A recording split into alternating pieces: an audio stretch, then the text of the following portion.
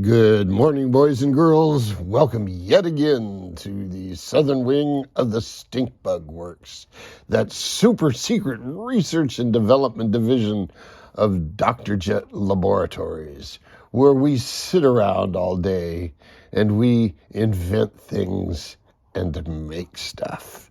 Today, I'm not going to be making stuff. Today, I'm going to be maintaining stuff. I've just come back from the pond, and I have all my batteries here that I need to take down to discharge state. And, oh, do I have a lot to talk about. Now, you're asking me already, you went to the pond, huh? Well, where's the video? Well, let me tell you. I loaded up all my stuff yesterday, made a very careful checklist, put all my gear where, I could account for it, inventory it, load it up into the truck. And when I got to the pond, I started setting this up. And I ran into the truck and said, okay, let me get my phone.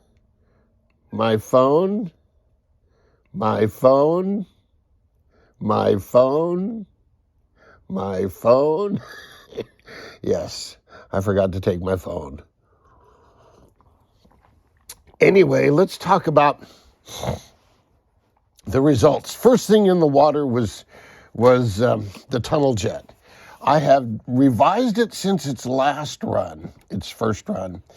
I put a lower KV motor. The first motor had 4,700 RPM per volt, and I used a little 20 amp speed control, and I used this same cut down 27 millimeter prop. Took off like a bat out of hell going down the straights, went around the corner, and by then the speed control had got hot enough. It said, enough of this, I'm only going to give you half power. So speed control couldn't handle that high KV motor. This time around, I put a bigger speed control by 50%, the little Hobbywing 30 is the same as the Dynamite 30, at least the same footprint. And I went to a 3,000 kV motor. This time it ran much, much, much better. It had a nice ride attitude, not ridiculously, bow high. It just had a nice ride attitude, kind of level with the strut, as a matter of fact. But I digress. And it kind of skipped as it went through a corner, but realized the water's choppy, and the least little ripple is huge chop for this. So it handled the cornering pretty well. I'm going to reduce the throw on it. Now, motor temperatures were well within acceptable, but I'm just wondering, Big B is thinking that little outrunner that's in the 17-inch racer that uses this motor. And, there was that little green outrunner that was available. It was 4,000 RPM per volt. Big B stuck one in his ironclad rigger. I've got a couple lying around. I might just consider something like that. Now, Big B went with a low KV outrunner and higher cell count. I would have done it the other way around just because 2S cells are cheaper than 4S cells, and I'm cheap. Okay, so that's the breakdown on this. This is working out pretty good. And so kits for this may be out in the not too distant future, but I'm still thinking about power plants. And I have half a mind to go back to that U-joint that they stuck on right here on the ProBoat thing. And now the ProBoat had the motor mounted aft here and a real short shaft and an angle. I want the motor up here for weight distribution. I can get a lower prop shaft angle that way too, so that when you're deflecting, you're not deflecting the full capacity of that U-joint. So That's some thinking. Should I throw away the in-runner idea and go with an outrunner?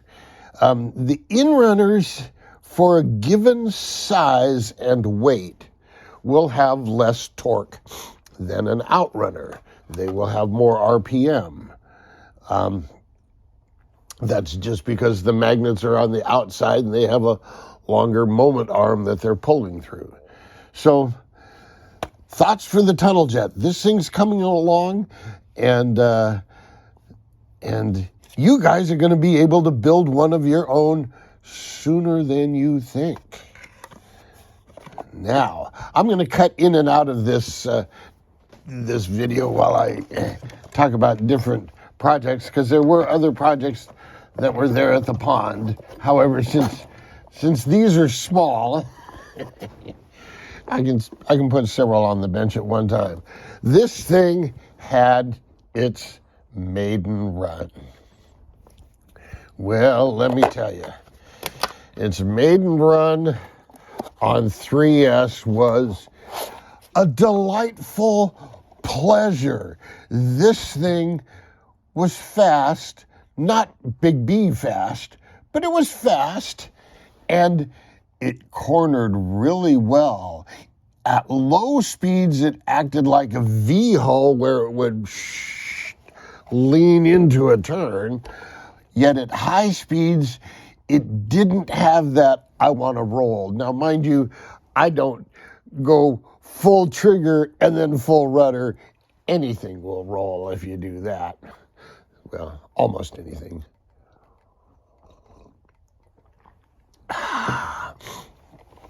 But this was surprisingly pleasant to drive. Didn't get a drop of water in it. The 20 amp speed controls never got warm. The motors got up to about 110. And these are low kV motors that I ran on 3S. So this is a nice little boat. It's a nice little boat. And to that end, I may keep it. Now, why did I say that? Here's breaking news. I should break in with my annoying news sounder, but I won't. I have decided I have enough boats. From here on out, it's going to be a new one in, better get an old one out. So the general number of boats remains the same. The names might change to protect the innocent. So keep your eyes peeled in the future. I may be giving away, trading away, auctioning away, challenging away some of my older stuff. Just because, it's my older stuff and I no longer run it. But it still runs good, It's just my older stuff. So keep an eye on that. Now, let's talk about, stand by.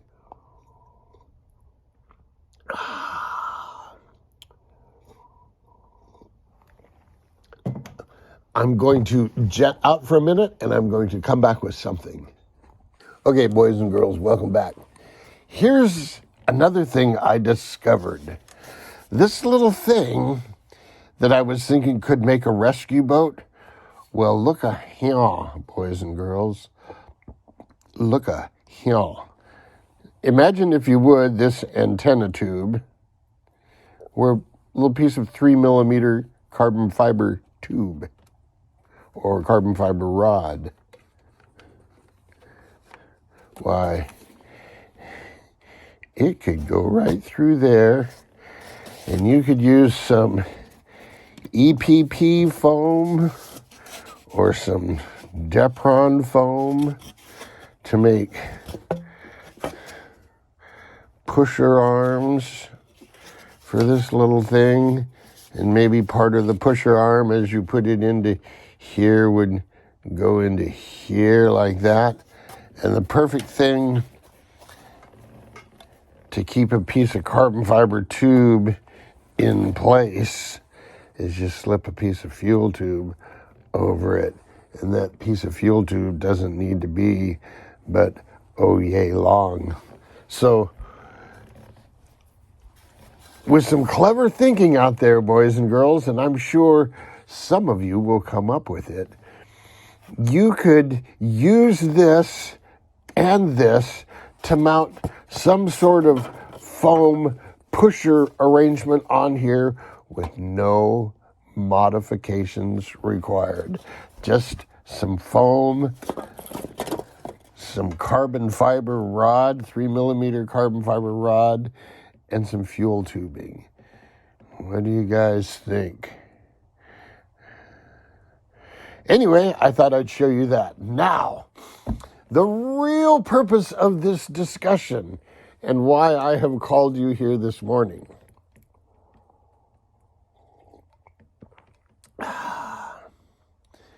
Right now, coming on its way via postal carrier of some sort is a large format 40-watt laser machine. That's right, boys and girls. Dr. Jet is going to have a laser. Now let's talk about this for a minute. When laser cutting first came out, and oh God, that was in the 2000s, the late 1990s, lasers were horrendously expensive. They were $40,000, but the work they did was bitchin'.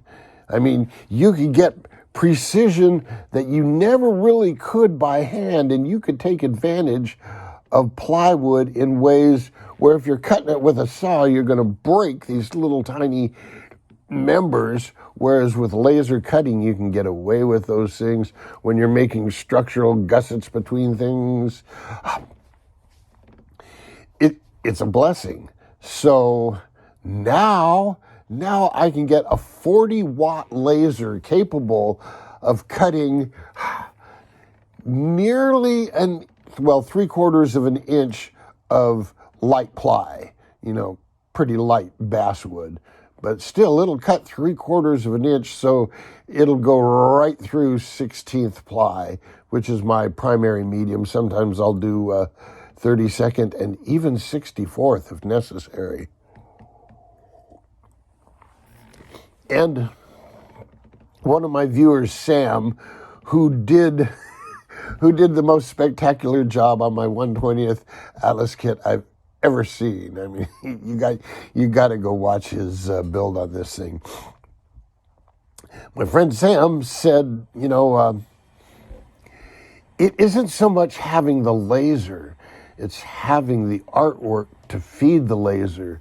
And I have years and years and years and years of artwork. I have motor mounts, servo mounts, lots of little things like that. I'm even considering plywood is pretty strong stuff, and when doubled up and done at 90-degree edges, they can be pretty strong. I'm actually thinking of doing a gearbox where I can feed one shaft in and have two counter-rotating shafts out. And I'll just use, ball bearings and 1/8-inch shaft material and some K&S tubing and RC car gears.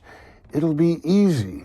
I'll probably set it up at 1-to-1, although I might have the props geared down a little tiny bit. We'll have to see. But that's some of the things I can do on a laser cutter. Now, I had thought about 3D printers, and I'd thought about routers.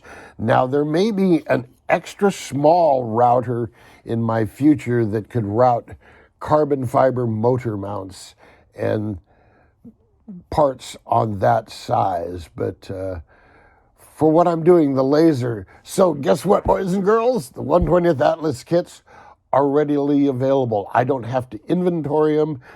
They're electronic.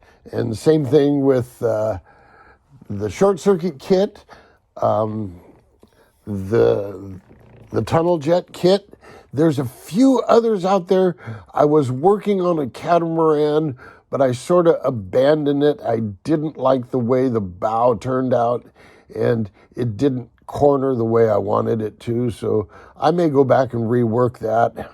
We'll have to see. So there you go, boys and girls.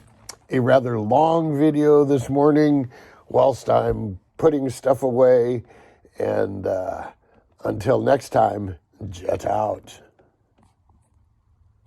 Good morning, boys and girls, and welcome back.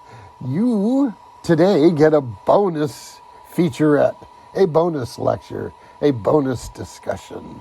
I didn't talk about the Mozilla when I took it out there, and what I had done to the Mozilla, it was still spinning out in some turns. This longer rudder, I need to put a little pin in there. I like this. It just uses a little copper wire pin in there, so it's real easy to replace. Anyway, it was spinning out in some turns, so I raised the strut, and that really aired the boat out. It was just, in fact, it would air out almost too much, to the point where it would be, in some chop like that. So I backed off a little bit. And I just want to say that this new motor that's in here, actually, Steve calls it the Neutron motor. This is a 707 1 or 2Y, and the KVs, oh God, I got to report back to you, but it's somewhere around 4,000, give or take 5. It could be 4,500, it could be 3,500. It's somewhere around there.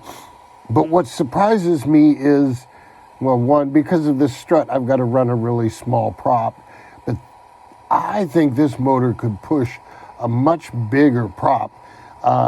It was a bit of a chore to put water cooling on this. It required some tedious part making, but it can be done. The motor has a thinned skin, so it would work, especially if you had a fan blowing on it somehow. But for this little motor, like all of Steve's motors, it's got a lot of torque for its KV. And I think that's the way Steve chooses his magnets, or the precision of the gap between the rotor and the stator. I just like Steve's motors because they run like a beast. So now this is a pretty small little motor, and it moved this not lightweight boat right along smartly. I'm still getting some spinning out, and here's my plan. You notice this edge is filled up with this float chamber, and this edge is filled up with this water cooling. So I'm thinking of taking a carbon fiber strip and maybe grinding out just a little bit here and laying in a carbon fiber strip that'll come out just a little bit. And then on one edge of it, angle it to where I can get this angle. And essentially, I'll have a turn fin like this out here somewhere. So we'll see how that works. But that's sort of my plan, because that should end the spin out tendencies, and this thing is a hoot. It does self-right. It'll flip, and not entirely self-right on its own, but a blip of the throttle is enough to get it to go over. So we're good on the self-righting. I did add a little bit of weight. Remember, this is not a race boat. This is a fun boat, so if I have to add a gram, then I'll add a gram. That's just the way it goes. So there you go, boys and girls. As you can see, I'm putting batteries into storage condition, and that's going to take quite a while. So until next time, jet out for real. If I can find the button, it will be jet out.